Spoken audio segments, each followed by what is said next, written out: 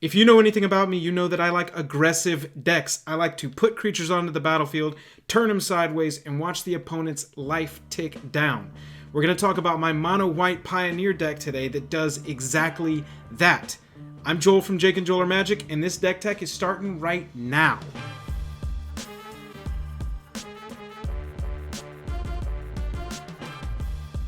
Hello and welcome to the day. Thank you for spending your time with us. We are going to get into my mono-white Pioneer deck in just a second.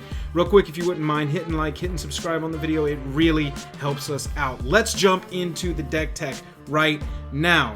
At the 1-cost spot, we have got Boros Elite. Whenever it attacks with 2 other creatures, it becomes a 3/3. Dope. Brave the Elements. We'll get back to that one. Dauntless Bodyguard. 2/1, so you got some good power on the front end, and you can protect one of your other creatures. This has pulled me out of a lot of tight jams. Coming into the battlefield, protecting our first striker, protecting our Anthem on a stick. Past that, you got probably my favorite 1-drop in the entire deck, Thraben Inspector. Thraben enters the battlefield as a 1/2 with a clue token, so later on you can draw cards to refill your hand. That is one thing that an aggro deck does, is empty its hand, and Thraben is a little bit of protection from that. In our 2-drop slot, we've got Thalia's Lieutenant. I think this is the MVP of the entire deck. Comes into the battlefield, puts a +1/+1 counter on all your humans, and if you play it early, enters the battlefield whenever another human enters the battlefield under your control, you put a +1/+1 counter on it. This creature grows your other creatures, it grows itself. This is a house of a 2-drop. After that, we got Knight of the White Orchid. Knight of the White Orchid has got some tricky tricks. If they've got 3 lands on the battlefield, you play the Knight, you go get the land from the library onto the battlefield, and you have another land in your hand, you can play that one and get 2 drops on the same turn. I've used it to trick opponents. I've used it to, play Knight of the White Orchid, play Thalia's Lieutenant, drop a bunch of +1/+1 counters, and keep on swinging through. In the 3-cost spot, we've got Unbreakable Formation. We'll get back to that. We got Benalish Marshal. White for a 3-butt. That's got 3 power. Human, Knight, very relevant creature types. Other creatures you control get +1/+1. In our 4 spot, we've only got 1, and that is the dude himself, Gideon, ally of Zendikar. Can turn into an indestructible 5/5 attacker, can create 2/2 tokens that will further let our Loxodon that we're just about to talk about convoke, and if you need to, play him, sack him immediately, creatures you control get +1/+1 emblem. Beautiful. After that, 5-drop, we got Venerated Loxodon. Convokes out onto the battlefield. When it enters the battlefield, +1/+1 counter on each creature that convoked it. Grow your whole army. Add another 4-drop to your army. 4 power, 4 toughness to your army. So good.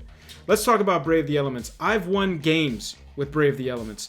Brave the Elements, all your creatures, you've got enough power on the battlefield to win against a monocolor deck. I've swung through. Name black against zombies. Creatures you control gain protection from black until end of turn. They can't be blocked. Then we've got Unbreakable Formation. If you play it, you can instant speed creatures you control gain indestructible anytime. And if you play it on your main phase, they each get a +1/+1 counter. You're starting to see a theme. We want to build an army. We want to grow that army. That is the main deck in and of itself. Past that, we got 19 planes. We got a Castle Ardenvale in case we want to be dropping 1/1 humans onto the battlefield. And we got a Sheffet Dunes. I've won a game with Sheffet Dunes as well. Pay 4, sack itself. Creatures you control get +1/+1. Be careful, that's a sorcery speed ability. I only say that because I've made this mistake where I attack, I think I'm going to be tricky. Sheffet Dunes can't be activated. Sideboard, real fast. Authority of the Consuls against red decks specifically. Creatures you control into the battle, creatures your opponents control into the battlefield tapped, and you're gaining a life every time they play something. Beautiful. Deafening Silence. I've been playing so many Izzet decks that run Phoenix. Deafening Silence just shuts them down. Soldier of the Pantheon. Soldier of the Pantheon is a card that I haven't sideboarded in too often. I think this will probably be one of the first cuts as I refine this deck further. But protection from multicolor. Whenever an opponent casts a multicolor spell, you gain a life. I have seen some 5-color Niv Mizzet, junk running around. That would be a good card to side in as a 1-drop against them. Maybe take out Dauntless Bodyguard. We've got Rest in Peace, Graveyard decks, zombie decks, Phoenix decks. Perfect. After that, we got Selfless Spirit. If they've just got some kind of Doomblade deck going, board wipe deck going, Selfless Spirit is going to be there to throw himself or herself in front of their damage spells and prevent your army from going down. Let's check out some gameplay with the mono white humans, weenie, whatever you want to call it deck. First match I want to show you is a game that we played against Hardened Scales. We won the dice roll, but we don't like our opening hand. Having 4 drops, 5 drops, 3 drops in the opening hand, not what we're looking for. You want 1, 2, 3 drops. You want to curve out really nicely with this deck. I did have the Thrabin Inspector, so we play that. It's one of my favorite 1-drops in the entire deck. Mulligan down. That's really the best advice I have. You want to have an opening hand where you can play something turn 1, turn 2, and really curve your opponent out. So we see that they got Hardened Scales on turn 1. They got Steel Overseer. We're just going to try and stay as aggressive as we can. We got the Thalia's Lieutenant with the Thrabin Inspector. Thalia's hit turn 2. So here we can play the Knight, play the Bodyguard, swing in for 5 there, get him down to 11. They're not going to block with the Overseer, obviously. And then they start playing some cards. Stonecoil Serpent. They got the Hardened Scales. They got Hangerback Walker. Things are starting to turn against us. However, we top deck Unbreakable Formation. We sit and think for a second, okay, might as well stay aggressive. So here we go. We push everything across the board with the Unbreakable Formation going. Now, they've got the Hangerback Walker with 2. They've got the Stonecoil Serpent with 2. Stonecoil actually is going to survive this. The Thopter ends up creating 4 because the Steel Overseer made it a 4. It's looking very, very grim at this point. They get the Winding Constrictor. We got them down to 3. We tried to go over the top and it just didn't work out in this match. But I do want to show you another match, one that we actually ended up winning. So this was the other match. This match is a little bit longer, a little bit grindier, and there's a big play mistake. Look out for it and see if you got it. Now, I was talking about mulliganing. Did you see that? 4 lands in both of our opening hands. So we mulligan down to 5 cards just to make sure that we have some 1-drops.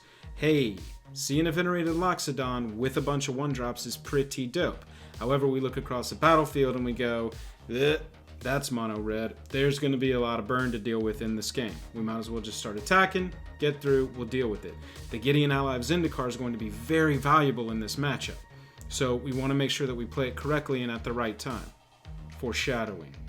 We've got 3 creatures on the battlefield at this point. They are wild slashing our stuff down.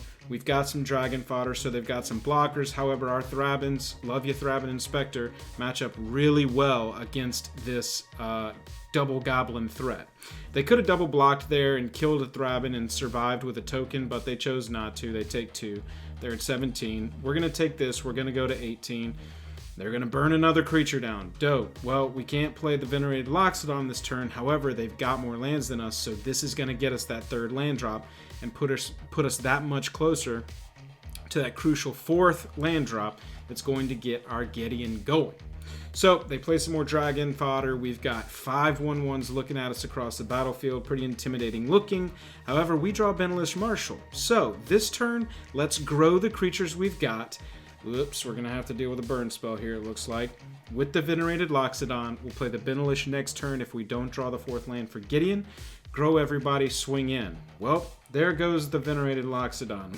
We got absolutely burned down by this deck. Lava Coil. We see a 1/1 that gets dropped. We're going to swing in because we can. It's 4, takes them down to 11. It looks like we're racing at this point. We're going to play the Boros Elite so that we can hopefully set up a stronger attack next turn. Here, fine, we'll take your 5. We're going to go down to 8 here. And we go to our next main. Unless they're going to burn something else down. Nope, we stayed open with the Boros Elite. We stayed open so we could use the clue, hopefully find that 4th land. So let's go Gideon, ally of Zendikar. Now, I think about, let's definitely do the ally token. Whoops, that was the +1. This is a useless Gideon. Not only do we now have a useless Gideon, but we've opened ourselves up to be counterattacked and the Gideon die next turn. They burn down a Thrabin, but we're still in horror that we've made Gideon a creature on our first turn, like a couple Mulrains. And here we see absolute battlefield of power across. They're going to swing at our Gideon. We'll block 1. We'll say hopefully they don't have a burn spell in 2 cards. They've got a burn spell in 2 cards. They kill the Gideon and we wasted our Gideon. So now we're like, well, crap. Well, Thali is Lieutenant. That'll grow both our humans, so that's nice. And because we have enough mana, we can Venerate it on the same turn. So we make our army big. We just say, you know what, we're going to go over the top of this Goblin deck. Hopefully they haven't got some kind of Goblin Lord, maybe Goblin Grenade that's going to do 5 out of nowhere. Maybe they're just trying to get us to let them get 3 damage across so that they can kill us with a Goblin Grenade or some 5 damage spell. We play our Benalish and we say, you know what? Here we go. We're pushing in. You've got to block. This is a way lethal attack. You're going to lose some of your creatures. And we see they hold a Goblin back. We get a little scared about that. But what can you do? At this point, we've committed. We've got a blocker. They concede. Like I said, this deck can get aggressive. I have loved playing this deck. This is so near and dear to my heart about the type of deck that I like to play. Really appreciate you watching. Like I said, if you wouldn't mind hitting like, hitting subscribe, it really helps us out. If you want to support us further, we've got a Patreon. The link is down in the description below. And don't forget that we are streaming a lot of Pioneer right now, but a lot of other formats too. 2 nights a week, Tuesday and Thursday evenings. Appreciate it. I'm tapped out. We'll catch you later.